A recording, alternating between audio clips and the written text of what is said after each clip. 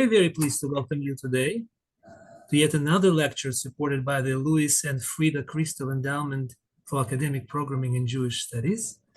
Our special guest today is Professor Guy Chet. Dr. Chet comes to us from the College of Liberal Arts and Social Sciences at the not too very far institution, University of North Texas. Professor Chet's main field of interest is American history, and he published several important books on the subject. Just to offer you a few title names: Conquering the American Wilderness, the Triumph of European Warfare in the Colonial Northeast, or The Ocean is a Wilderness, Atlantic Piracy and the Limits of State Authority.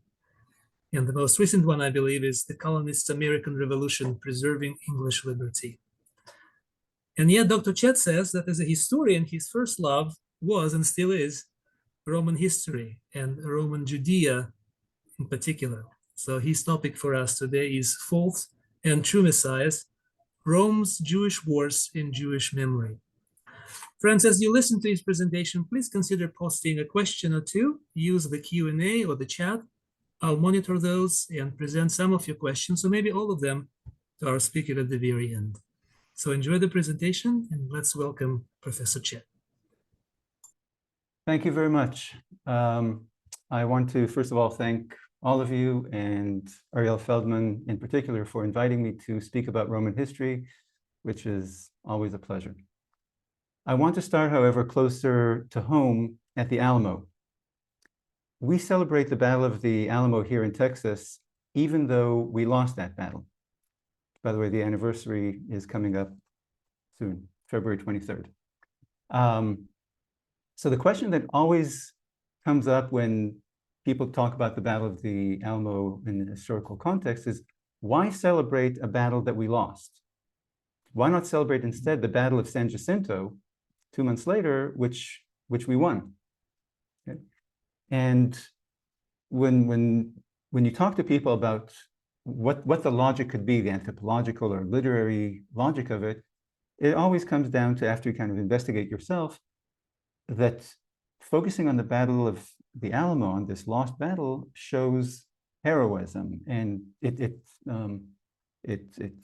puts on display the rebels' heroism and self-sacrifice and commitment to a cause to the point of martyrdom. Okay. However, if the Battle of San Jacinto had never happened, I mean, if we had lost that war, then we would not celebrate the Alamo. Okay. The reason we celebrate the Alamo is that 2 months later, we avenged the Alamo and won at San Jacinto. Okay. So in this context, in the context of our eventual victory, we can celebrate our early defeat not as a loss. We're not celebrating the loss, but as an event that shows our fighting spirit, our self-sacrifice, our commitment to independence and liberty, etc. Okay, so because we stared death in the face and fell, but rose again to fight and to win.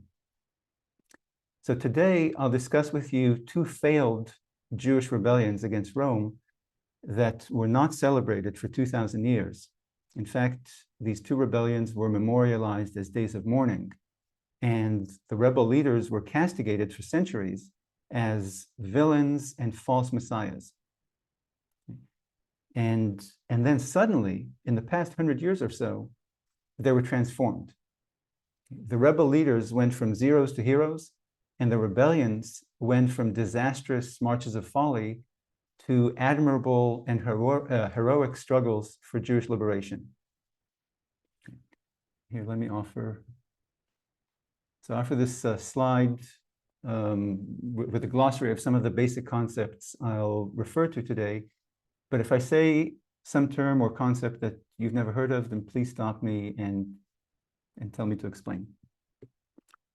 So roughly 150 years ago, Jews started trickling back to the land of Israel from Eastern Europe and from the Middle East, first by the hundreds, with just a vision of living a fully Jewish life in the Jewish homeland, speaking Hebrew, living by the Jewish calendar, living in the places mentioned in the Bible.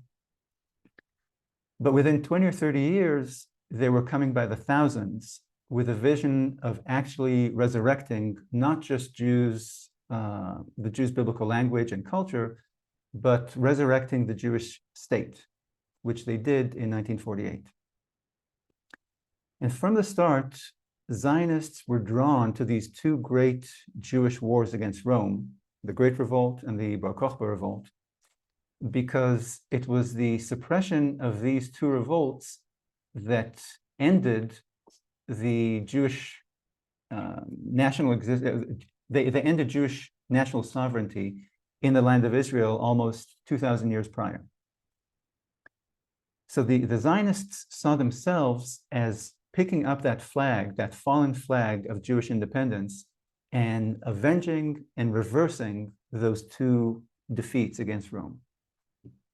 Now, we don't have time to go into the story of these two rebellions in great detail, so I'll be extremely brief and sparse with the details.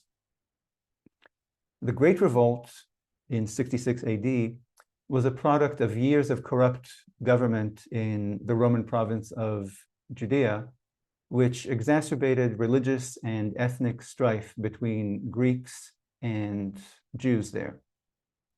Here's a map of the province.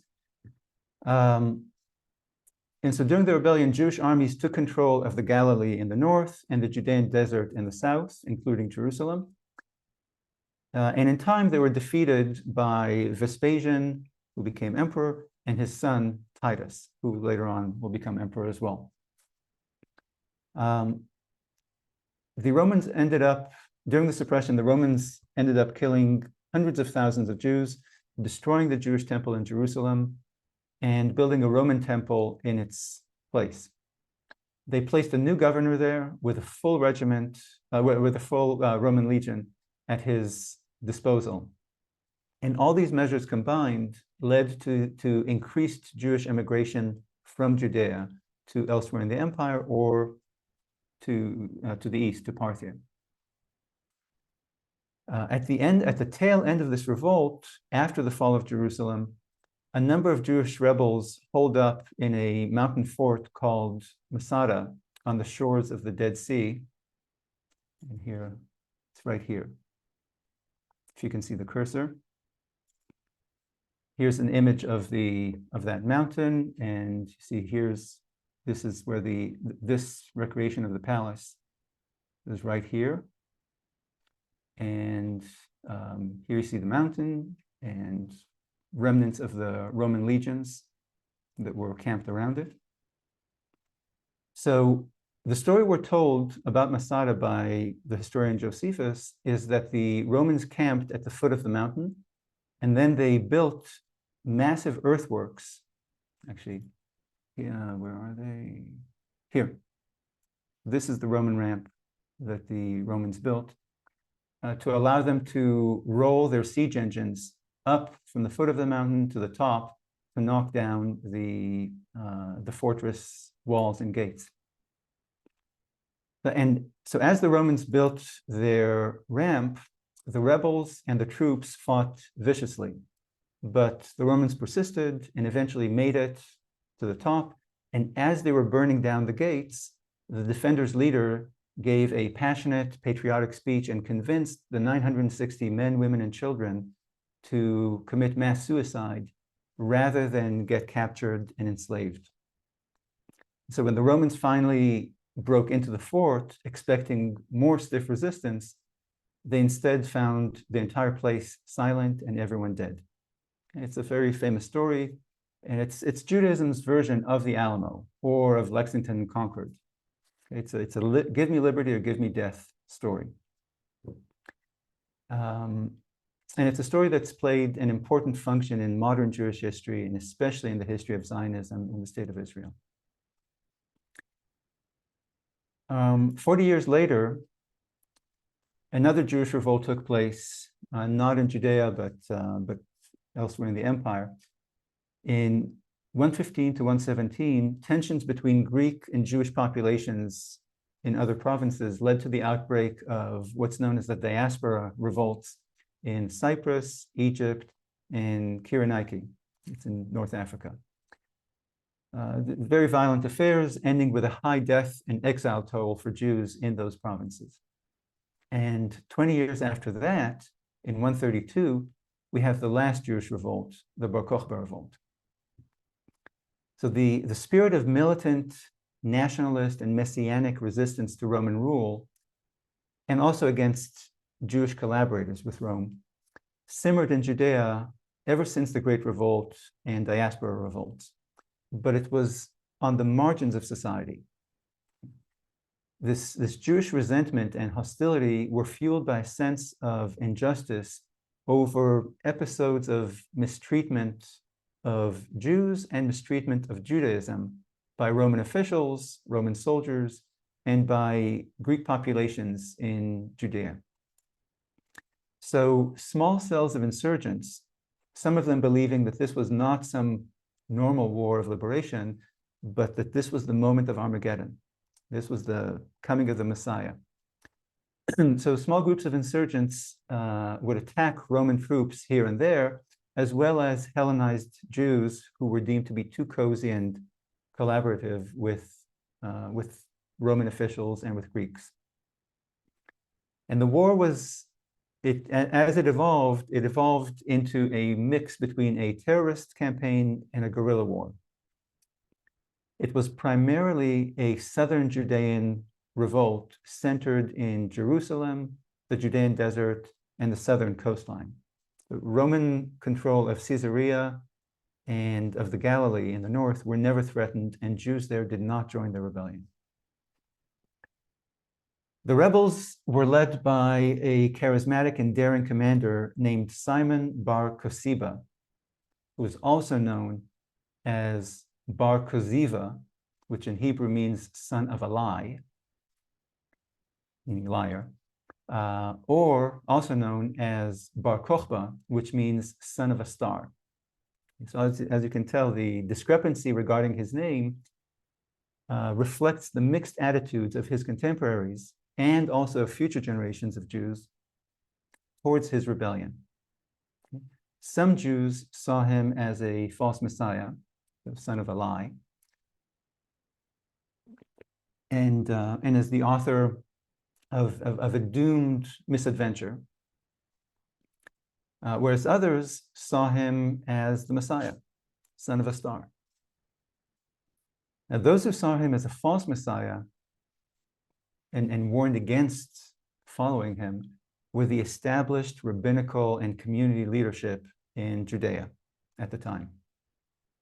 Okay, so they worked to counter this messianic and nationalist fervor, to tamp it down and urge the Jews to stop the attacks on Roman troops and Roman officials in fear of Roman retaliation. Okay, these established leaders castigated the rebels as zealots and false prophets, urging the people to follow our lead, not theirs. Listen to our wise and sober counsel of peace and accommodation, not their crazy talk about Armageddon and independence and the Messiah. But Roman policies in Judea had the opposite effect. Roman actions convinced more Jews that the rabbis were wrong to urge submission and caution and accommodation, and that the nationalists saw things more clearly.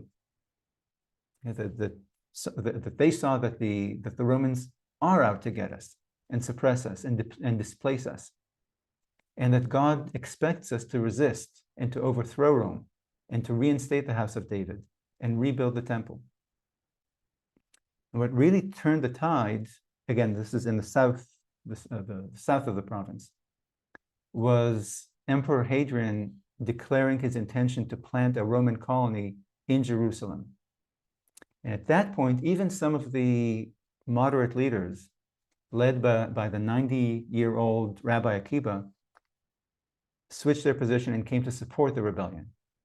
In fact, Akiba became the spiritual leader of the revolt, and in time, after the liberation of Jerusalem, Rabbi Akiba even supported the claim that Bar Kokhba was indeed the Messiah.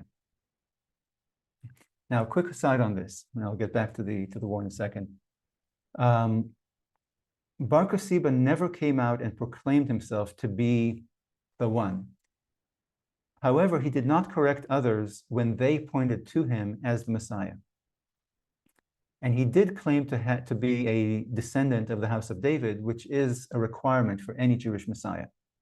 Jesus Christ, for example, claimed the same lineage. And Bar Kokhba's private correspondence clarifies that he was a true believer. He was not a charlatan. He was not an Elmer Gantry type of kind of just leading the people on. He really was a devout Jew and believed that this was a mystical kind of end of days war between the sons of light and the sons of darkness. So what the Jewish public saw was this magnificent and righteous general, rumored to be the Messiah, step by step living up to that promise, defeating the Romans here, defeating them there, and eventually driving the Romans out of Jerusalem single-handedly, or perhaps with divine help. And then he cleanses the city of pagan worship and reestablishes Jewish worship on the Temple Mount and declares the formation of a renewed Jewish, independent Jewish state. And then, on top of all this, he was then endorsed as the Messiah by the greatest rabbinical authority in Jewish life, in Rabbi Akiba. Okay, and so many Jews in Judea and elsewhere came to see Bar Kokhba as the real deal by 133 or so. So all these suspicions were confirmed by his successes and by Rabbi Akiba's endorsement.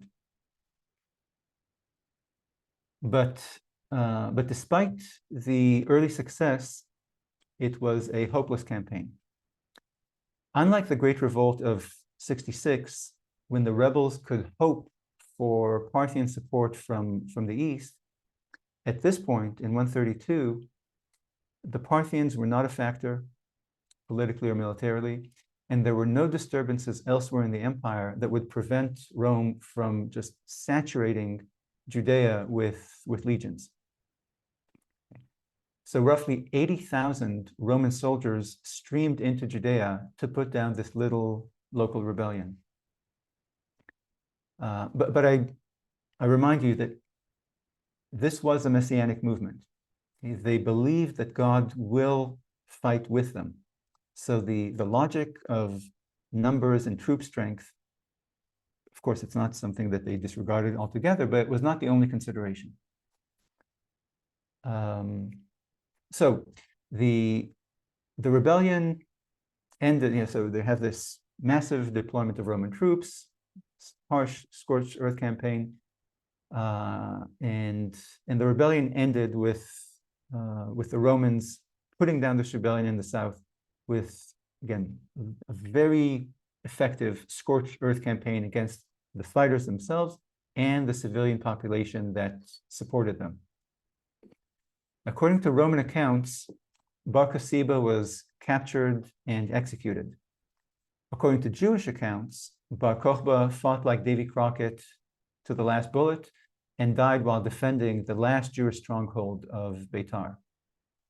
I'm sure you recognize this dynamic from the dueling narratives about Davy Crockett's death at the Alamo.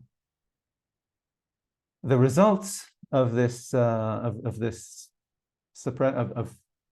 failed rebellion was that Rome changed the name of Judea to Palestina, tripled the Roman garrison there, increased the Jewish tax, and outlawed Jewish proselytization throughout the empire. Over 1,000 Jewish forts and towns were burnt to the ground. 600,000 Jews perished. This is roughly 75% of the population of southern Judea died. Tens of thousands more were sold into slavery, and Jews were forbidden to enter Jerusalem and the 30-mile radius around the city, and all the Jewish property in that radius was confiscated. So on top of the 600 who died in the war and the tens of thousands who were enslaved, many tens of thousands, at least, additional Jews were rendered, or families, were rendered homeless and impoverished, leading to a mass exodus of Jews from Judea. Additionally, rabbis were forbidden to teach Jewish law and ordain new rabbis. And many of the leading rabbis were imprisoned or executed, including Rabbi Akiba himself. So all this led many rabbis and rabbinical students to flee from Judea elsewhere. Again, either in the empire or outside the empire. All accounts of this rebellion, ancient accounts, medieval accounts, and modern accounts, agree that the devastation following this rebellion far eclipsed the devastation following the Great Revolt of '66. With the exception of the Nazi Holocaust, the suppression of the Bar Kokhba rebellion was the worst catastrophe to hit the Jewish people in their history. And this is certainly true in terms of the body count, but also in terms of loss of national assets, starting with the holy city of Jerusalem itself. The process of Jews emigrating from Judea, which began slowly after the Great Revolt, was dramatically accelerated by the suppression of the Bar Kokhba revolt. And so by the late classical era, the late 3rd or early 4th century, the Jews had become a landless people until the Zionists renewed the Jewish claim to a national homeland in Israel about 150 years ago.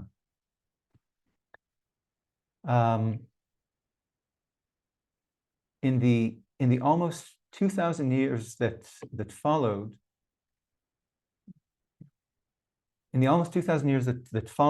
Bar Kokhba, rabbinical Judaism pointed an accusing finger towards those who had advocated rebellion in '66 and 132. Those people, their nationalism, their messianism, their zeal, were blamed for the terrible death and destruction in Judea and for all the miseries and humiliations that Jews suffered and were suffering in the diaspora over 2,000 years. The heroes were the moderate rabbis who had worked to prevent the rebellions. The Jews, according to this understanding, the Jews survived these tragedies thanks to those Jewish communities that chose wisely to sit out the rebellion and not challenge Rome's military might. And this judgment informed Jews in the diaspora at that time and throughout the late classical, medieval, and early modern eras to not venerate and not emulate those crazy zealots who led these disastrous wars against Rome. Instead, venerate and emulate the rabbis and traditional leaders who had opposed the rebels, those who advocated restraint and accommodation and submission to Rome. The generations of diaspora Jews living as a despised and humiliated and hounded minority in Christian Europe and the Muslim Middle East were instructed by this rendering of the past, of these Jewish revolts. They were led to, or influenced, or instructed to follow the path of caution and prudence of their rabbis. Wait, persevere. Don't do anything crazy or suicidal. Don't bring another such calamity on yourself, on your communities, and on the Jewish people by following hotheads. Okay? Wait for the real Messiah to someday deliver you from exile back to Israel, from subjugation and subservience back to independence.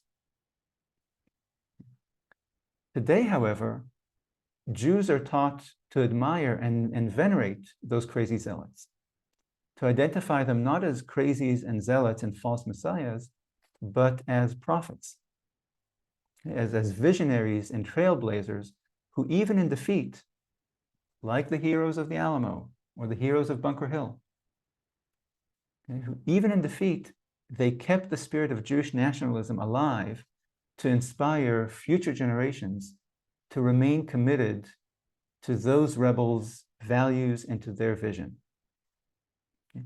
And you can see this most clearly in the pages of Jewish literature from the late classical and medieval eras, from the Talmud or later commentaries, versus the pages of modern histories written about those ancient rebellions and about modern Israel.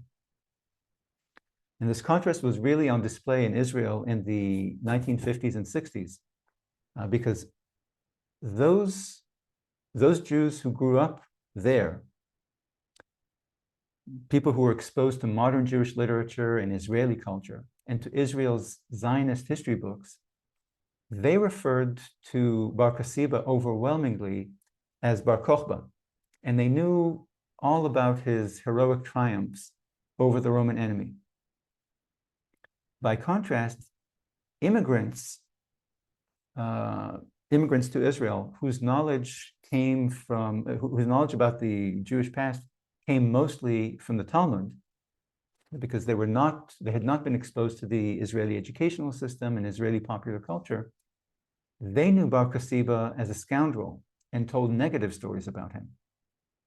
And in fact, they were not even aware of the name Bar Kokhba. They knew him only by his name, as Bar Kokhba, or by the epithet of Bar Kokhba.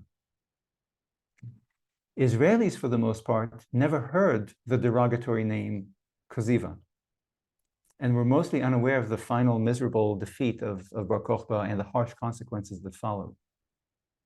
So Israeli textbooks of the time did mention the defeat, of course, but they then quickly pivoted to end the Bar Kokhba narrative with the modern, like fast forwarding 2,000 years, to the modern Zionist return to the land of Israel and the resurrection of Jewish statehood. And I'm quoting from this famous archaeologist's book about this. He wrote, "Nothing remains here of the Romans except a heap of stones on the face of the desert. But here the descendants of the besieged have returned to salvage their ancestors' precious belongings." So as you can see, what explains this dramatic transformation in Jewish collective memory, this miraculous rehabilitation of these rebellions and of the rebel leaders themselves, is the formation of the state of Israel. By ending the story of Bar Kokhba in 1948 or in 1967 or today, that ancient rebellion ends not in defeat, but in victory. And it's not a victory by Bar Kokhba himself, but a victory for Bar Kokhba's vision for the nation. Okay, for a victory for Bar Kokhba's nationalist values. Okay, ending the story in 1948 makes the story of Bar Kokhba a story of defeat, inspiration, and resurrection. Like the story leading from Bunker Hill or Valley Forge to Yorktown, or from the Alamo to San Jacinto. Okay. So if you think of it, any historian, but also any storyteller knows that the final act is what gives meaning to any story. If you think to elementary school when you read O. Henry's short story, The Gift of the Magi, it's the ending that tells you what the author wanted you to know about the characters and their marriage. Or those of you older members of the audience who remember M. Night Shyamalan's first movie, The Sixth Sense, will recall how the final scene recasts everything that you saw in the previous 90 minutes. Okay? You understood the movie a certain way, and then comes the final scene, and everything turned around. You understand the movie in a completely different way because of the final scene. So when the story of Bar Kokhba ends in the defeat of 135 AD, or in the Jewish sufferings in the Crusades, or in the expulsion of 1492, or the pogroms of 1648, or the pogroms of the late 19th century, or in the Holocaust. Okay, when the story of Bar Kokhba ends with these Jewish miseries, it's one kind of story with one kind of lesson about who's the hero and who's the scoundrel. But when the story of Bar Kokhba ends in 1948, or 1967, or 1973, it's a different story altogether with different heroes and scoundrels. and a different lesson, a different historical lesson. As an illustration, consider, if you will, in the case of another Messiah, think how the followers of Jesus Christ felt on Friday and Saturday after his execution. By all appearances, he was a false Messiah. He's not the Son of God. He fooled us. We were dupes and dopes for believing in him and his lies. And now because of this, we're lost. But on Sunday, his resurrection, his victory, completely rehabilitated his image, his message, and his followers' faith in him. Okay? It's the same with Bar Kokhba. Okay? In the diaspora, with Judea standing in ruins and with Jews scattered as a landless and subjugated and humiliated people, Bar Kokhba was known as a scoundrel and a false Messiah, as Bar Kokhba, as the person who brought us here, who brought us to this degraded state. But that changed in the resurrected Jewish state of Israel, where Jews fled subjugation and humiliation and persecution to rebuild their lives and govern themselves. Russian Jews in the early 20th century, European Jews in the 1940s, Middle Eastern Jews in the 40s and 50s, Soviet and Ethiopian Jews in the 80s and 90s, and French and Ukrainian Jews today. Okay. So in the context of a strong and successful independent Jewish state, Bar Kokhba was rehabilitated into a national hero and a prophet of Jewish nationhood and national self-determination. And he's known, therefore, as Bar Kokhba, not Bar Kokhba. And I want to offer another Jewish Messiah character, type, to illustrate this dynamic about how fickle history or haphazard history can be, with the image and legacy of Theodor Herzl, this fellow. So Herzl was the most prominent founder of the Zionist movement and the locomotive behind its behind the movement in its early years in the late 19th and early 20th centuries. So Zionism was a fringe phenomenon in Jewish communities. It was really barely a blip on the radar. But when Herzl became a convert to Zionism in the 1890s, he transformed this movement into a real intellectual and political force in Jewish communities all over Europe, in Europe and in the Americas, and even beyond the Jewish world. There's a lot of context between him and Christian Zionists. These are two movements that came up roughly at the same time, and through Herzl, they connected. So Herzl met with world leaders like the Ottoman Sultan as the self-appointed leader of the Jewish people. And through personal charisma and energy and audacity, he established himself as the prophet of the Zionist movement and as the most recognizable leader of world Jewry.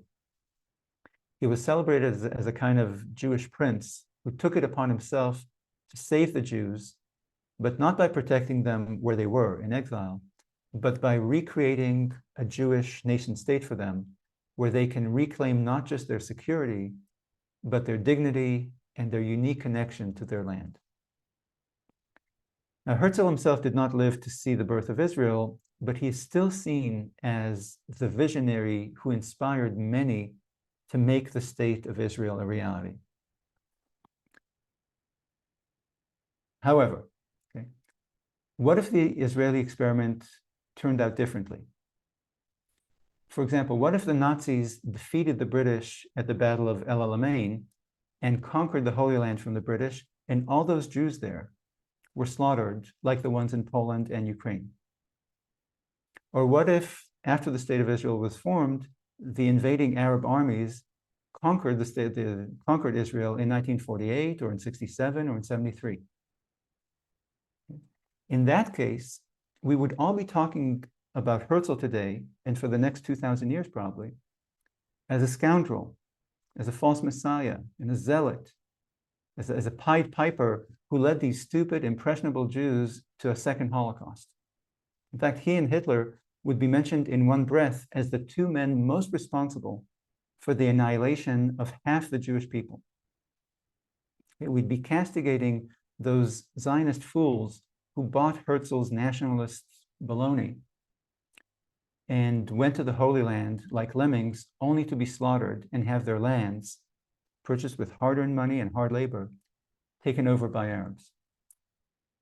Okay, we would list him for centuries as a false messiah, alongside scoundrels like Bar Kokhba and Shabtai Tzvi and other false prophets, false messiahs.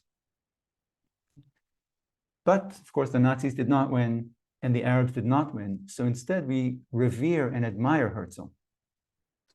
So Israel's survival saved Herzl's good name and made him a national hero.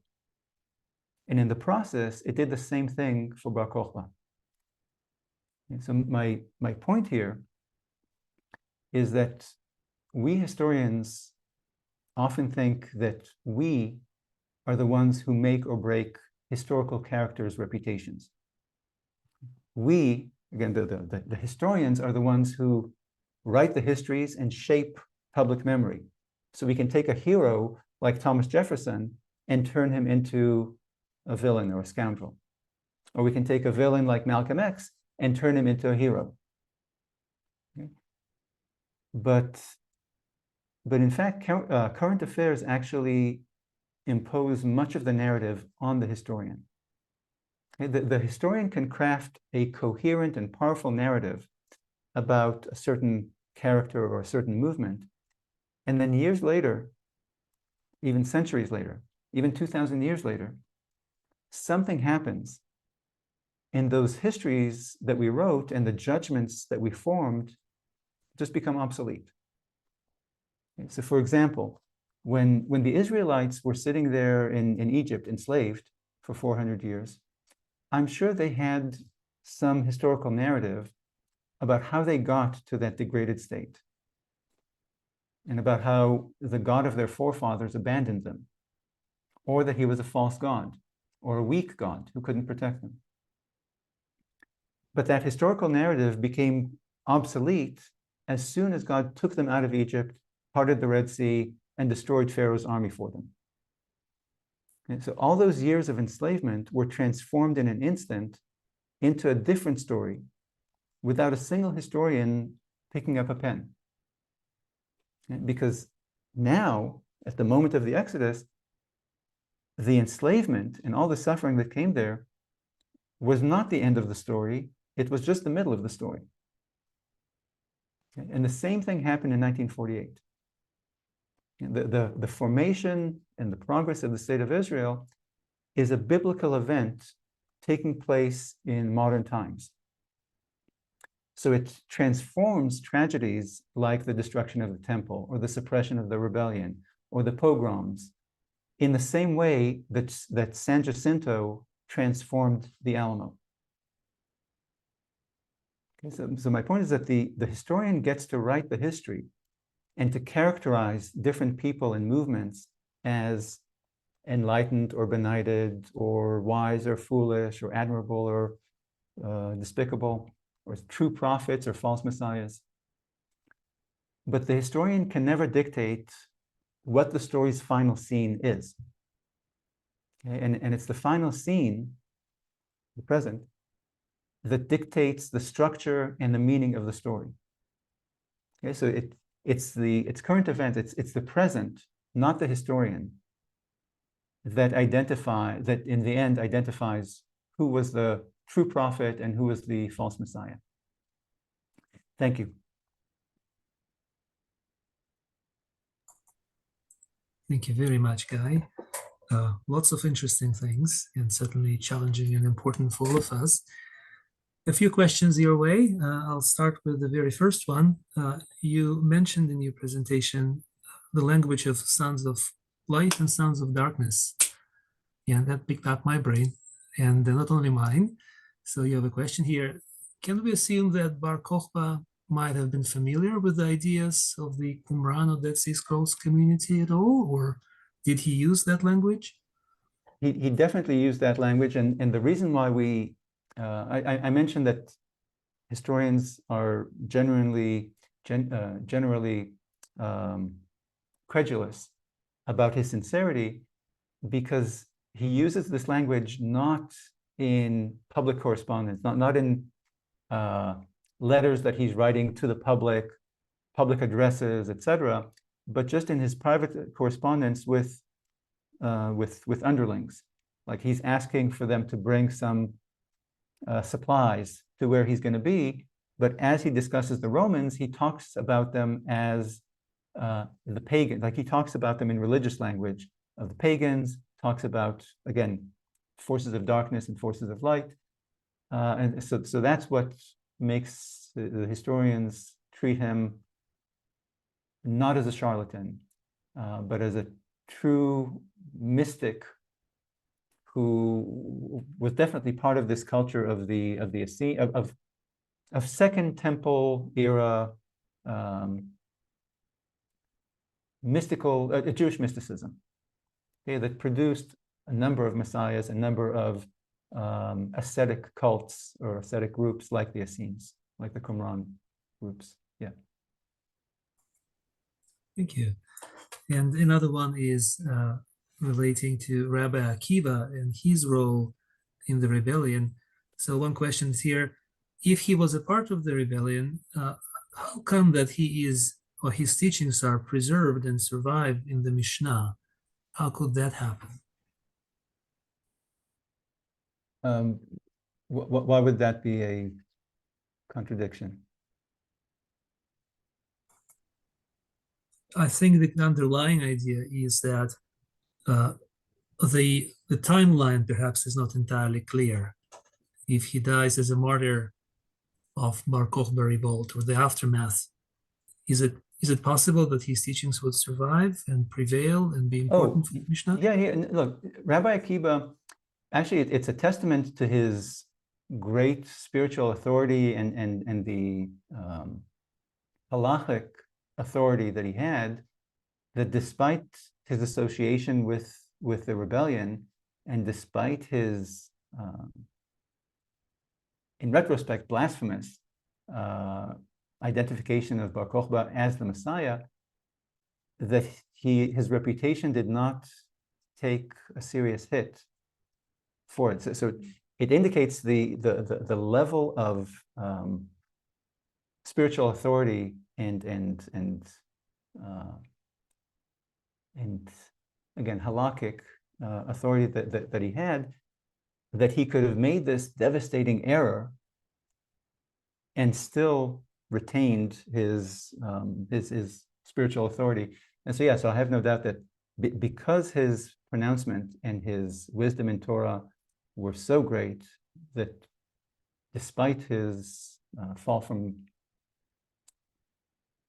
despite this error in judgment and his execution, but again, he was executed at the age of 90, 94, 95 or something.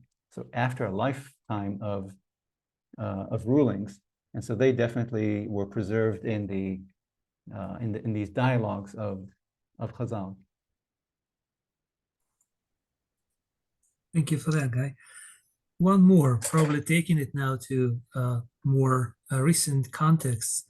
One question is phrased like this, more or less: since you've mentioned Jewish passivity or passive stand, the rabbis, etc., during and after the revolt, would that be the same passivity and acceptance that Jewish people demonstrated or showed to the pogroms and eventually the Holocaust?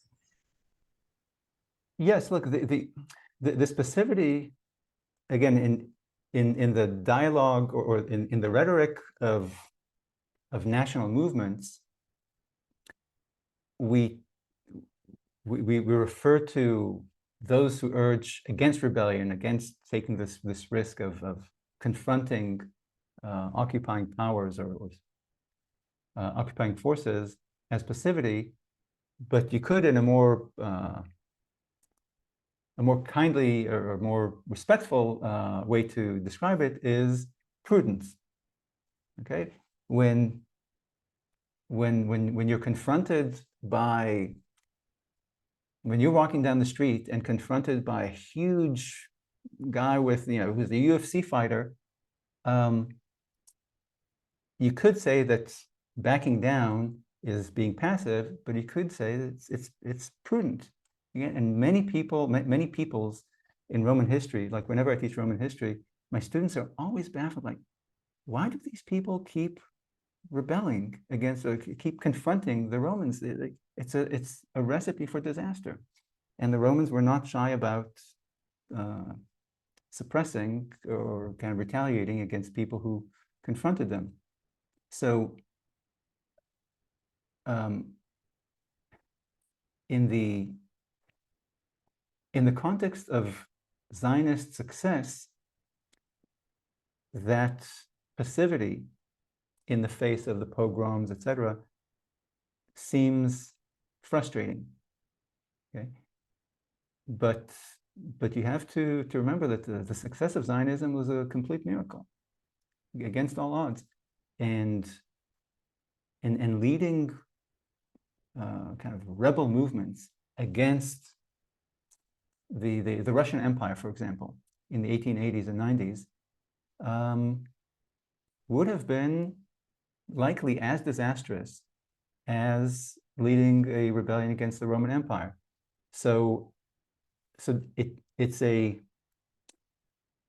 passivity is a product of recognition of Jewish weakness in the diaspora, Jewish numerical weakness, and therefore Jewish political and military weakness in the Muslim Middle East, or in the Russian Empire, or in Europe. So it's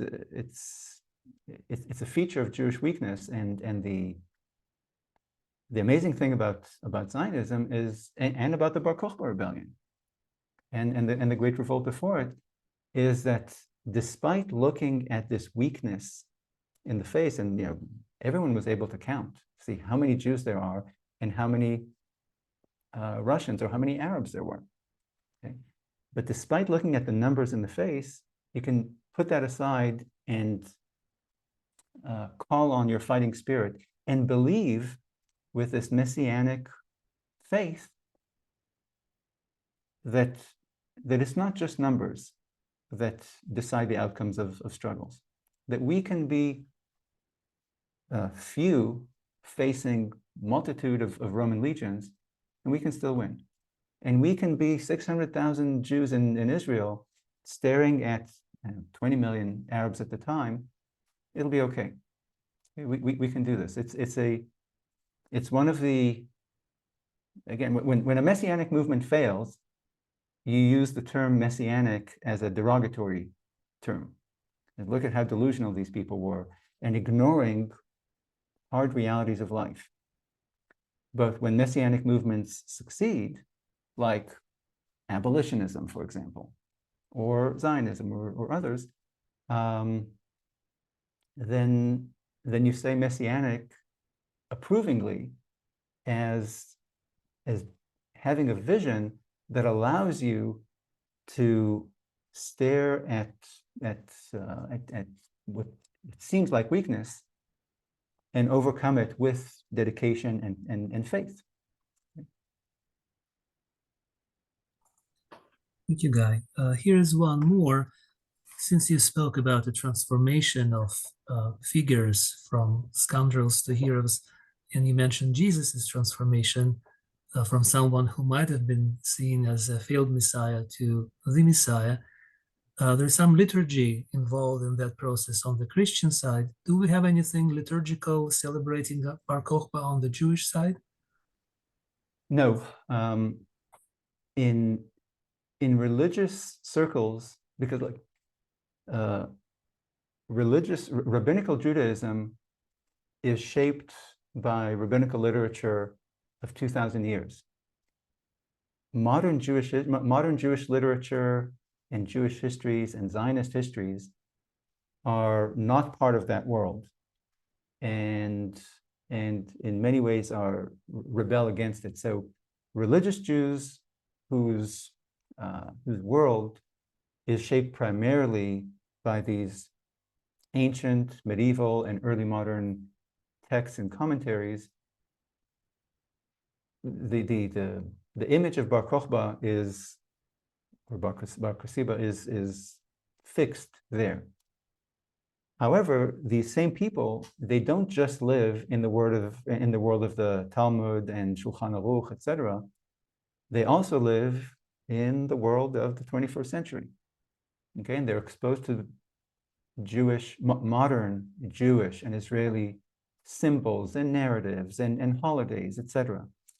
And so they get these two conflicting images of Bar Kokhba. One from religious sources and liturgy, etc., and a completely different one from secular literature and histories, etc., and just from the effect of the formation of the success, the victory of the state of Israel, the rehabilitating effect that it has on nationalist leaders throughout Jewish history. Okay, so it's but to answer the question, no, that liturgically and theologically, Bar Kokhba his reputation was sealed in the late classical and medieval era. And you can see, by the way, this is unrelated, but a fellow like Samson, the judge from the Bible, you can see that he had a certain image. He was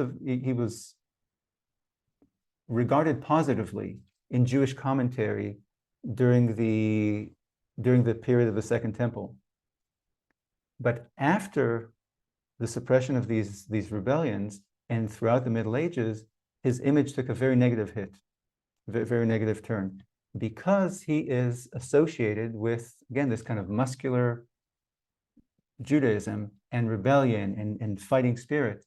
So Bar Kokhba his image is trapped, is set, because it's been 2,000 years almost of that reputation, of basically the situation not having changed. After his death, there was death and misery and destruction and humiliation for the Jews, and that was the case for the next 1,800 years. But you can see in Samson a different trajectory, because when the Jews were successful during the period of the First Temple, and then definitely the Second Temple and the Hasmoneans, he was regarded positively in, again, religious commentary. But then when things changed, when the Jews went from being on top and independent and strong to being weak and subservient and hounded, etc., his image in those circles changed into a negative one. Thank you very much. And maybe the last question, but perhaps the most difficult of all, what do you say is the future of Judaism as people are learning more about it? That's a great question. So I don't know, obviously. But in what I said earlier about the formation of Israel being a biblical event in modern times, it's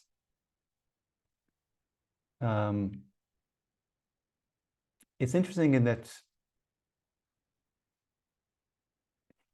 if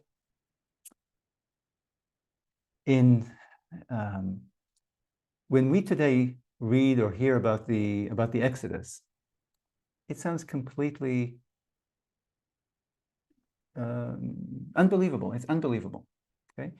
And that's how we talk about it. Like we read the Haggadah on Passover, and most of us think, well, it's a nice story and everything else. Maybe there's a kernel of truth there, but it cannot have been. Okay?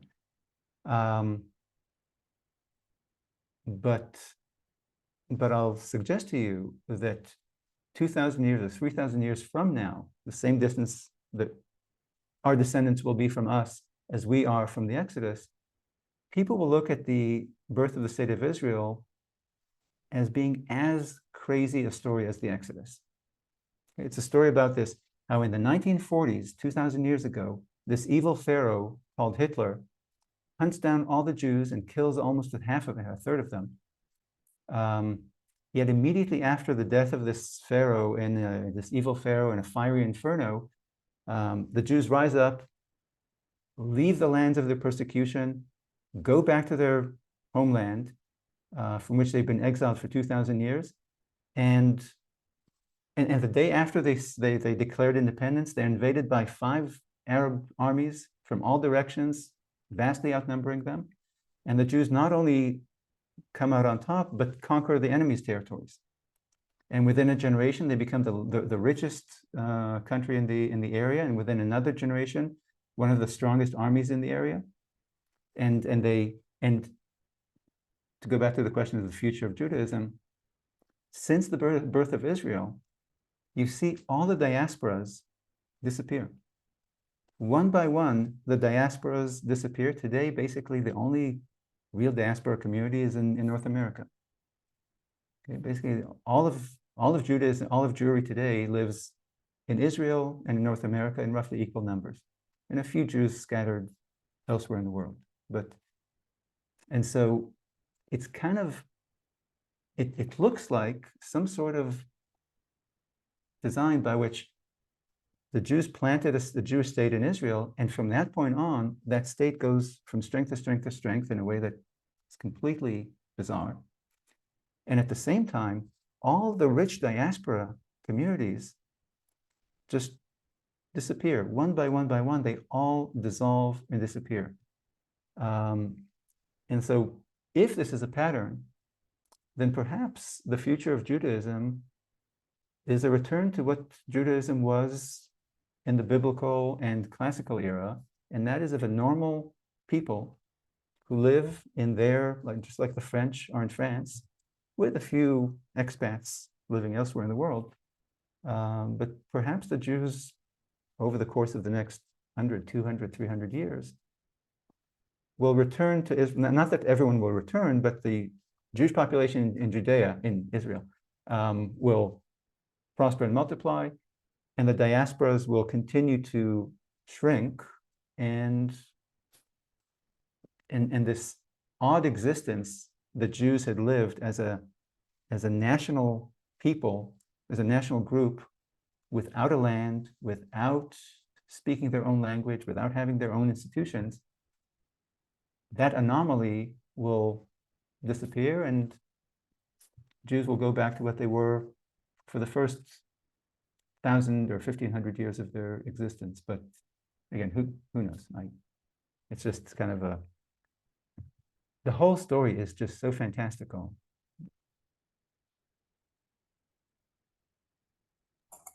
Thank you very much. And maybe on this word fantastical, we will take a pause. Fantastical presentation. Thank you very much, Dr. Chet. Thank you, our audience, for spending this hour with us. Special thanks are to Vanessa Daly and Lauren Baxter, who take such a great care of all this programming we do, such as this one today. Our next Crystal lecture with Professor Adele Reinhardt is scheduled for April 17th at 12 p.m. Please stay tuned, and goodbye to all of you now. Thank you. Thank you very much.